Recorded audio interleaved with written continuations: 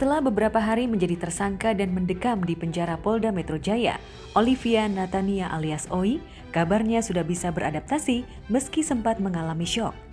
Hal tersebut diungkap oleh tim kuasa hukumnya Susanti Agustina usai melihat kondisi kliennya. Bisa menerima lingkungan lah yang saat ini, yang sebenarnya dia juga tidak pernah merasakan seperti itu.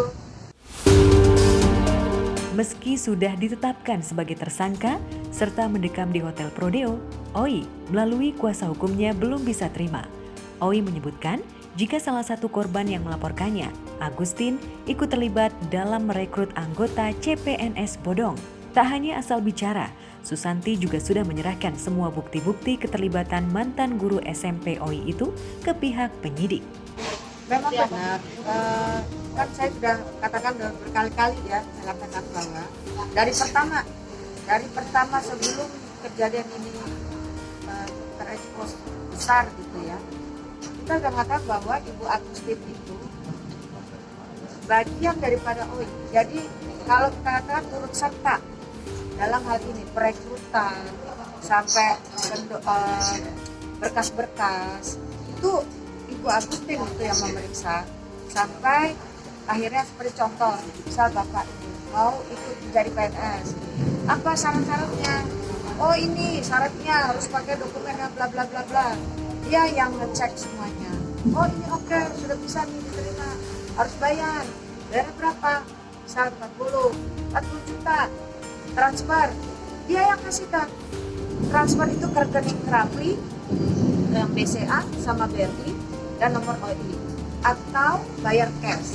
Nah, waktu ini sudah terjadi dia bayar, apakah itu pakai transfer atau pakai cash, itu nanti dibuat surat namanya penitipan uang, ada penitipan uang. Nah, ini dilakukan hampir semua penitipan uang itu yang namanya saksi tidak pernah tidak Ibu Agustin. Artinya apa? Ini terlibat apa enggak? Saya tanya, di dalam ada misalkan ada sampai 200 gitu. Hampir semua saksi itu selalu Ibu Agustin. Ya, pertama tentu aja di sini Pak Kanu dan Mbak Agustin itu sama sekali tidak terima manfaat ya dari perbuatannya Olivia, kan gitu. Manfaatnya apa? Ya bisa aja nerima gaji misalkan gitu. Terima nggak Pak Kanu? Ya, kan gitu. Yang kedua juga, ada gak misalkan deal atau perjanjian kalau bawa 10 orang dapetin 1 orang misalkan dapetin 100 juta atau 200 juta dapatnya 20 juta, dapat gak boleh itu? Nggak ada, tidak ada. Jadi bagaimana mungkin ya tidak ada manfaat yang diterima oleh Pak Kanu dan Bu Agustin, kemudian dia ngajak-ngajak atau naik-narik Bu Agustin sebagai tersangka gitu ya. Nah dari mana alasan itu bisa disampaikan kepada pihak penyidik gitu kan? Nah, yang kedua juga tentang statement dari kuasa hukumnya Olivia yang bilang bahwa ini loh ada WA dari Bu Agustin kepada ya di grup. Kembali lagi, itu kan informasi dari Oli ya yang disampaikan, minta tolong pada Bu Agustin disampaikan ke grup. Misalkan apa tentang tolong ya resign, tolong ya datang ke gedung Bidakara, kan gitu kan? Apanya yang dibilang menipu, gitu loh. Agustin membantah kabar tersebut jika dirinya mendapat fee 25 juta rupiah per calon pegawai negeri sipil. Justru dirinya lah yang menjadi korban akibat ulah Oi dan suaminya tersebut. Tapi di sisi lain, Farhad juga pernah mengungkap jika baik pelaku maupun korban sama-sama bisa dijerat hukum yang sama. Tapi kalau judulnya penipuan atau upaya untuk lolos menjadi pegawai negeri sipil, berarti sebenarnya saling lapor aja. Justru kita bisa melaporkan orang-orang yang menyogok atau membayar untuk menjadi pegawai negeri. Yang bilang diminta OI. Ibu Agustin itu anak kecil yang tidak tahu hukum atau bagaimana? Dia itu guru yang harusnya paham dong. Ini benar apa enggak? CPNS ini saya tanya, benar apa enggak ini? Yang dibuat oleh Ibu Agustin sama OI ini benar apa enggak? Legal apa enggak? Itu aja pertanyaannya. Kenapa Ibu Agustin kok ikut-ikutan dia mau disuruh sama OI? Artinya kan ini ada satu timbal balik keuntungan. Dan kita pun ada buktinya kok Ibu Agustin itu menerima uangnya. Apalagi kalau yang cash, kita nggak antara OI ya, berdua mereka. Jadi mereka misalkan dapat 40 juta. 25 untuk OI. Sisanya 15 juta untuk Ibu Agustin. Ya, terus terang teman-teman, ya. Kalau mau memberita selama ini saya terima transferan dan sebagainya, saya sudah berikan semua data itu ke penyidik. Aliran dana itu untuk apa? Ya, saya kasih satu kuncinya seperti sebelum-sebelumnya. Itu adalah pengembalian memang CPNS yang sudah mundur terlebih dahulu. Dan ada juga biaya untuk tiket pesawat karena ya Olivia dan timnya ya yang mengaku dari BKN untuk CPNS yang di luar daerah ya wajib mengambil SK ke Jakarta.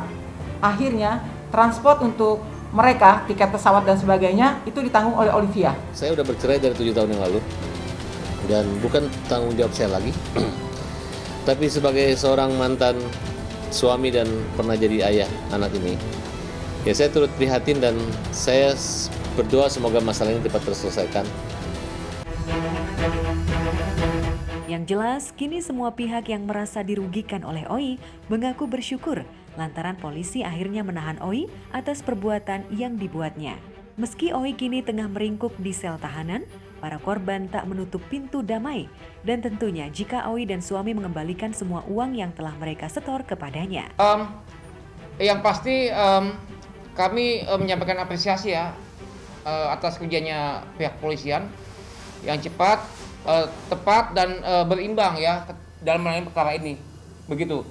Nah, terhadap penahanan Olivia, tentu saja di sini bukan soal kalah menang ya, karena kami di sini itu mengejar keadilan untuk para korban yang jumlahnya cukup banyak, yang jumlahnya itu 225 orang dengan nilai kerugian 9,7 miliar, begitu. Nah, artinya bahwa kami percaya bahwa dengan pihak polisian yang sudah melakukan tugas dengan baik, dan selanjutnya kami serahkan prosesnya ke pihak polisian untuk mungkin setelah ini adalah tahap keduanya begitu. Terus kami pun sampai saat ini ya ingin sekali ya untuk ya dari hati kami, dari awal pun kami tidak mau kejadian seperti ini.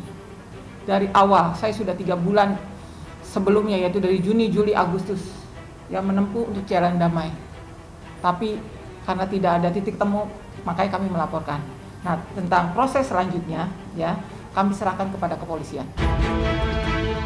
Jika OI sudah ditetapkan menjadi tersangka dan mendekam di penjara, lantas bagaimana nasib sang suami Rafli Tilaar? Mengapa hanya OI yang menjadi tersangka dalam kasus ini? Pasalnya, menurut para korban, jika Rafli pun ikut terlibat dalam kasus CPNS bodong tersebut.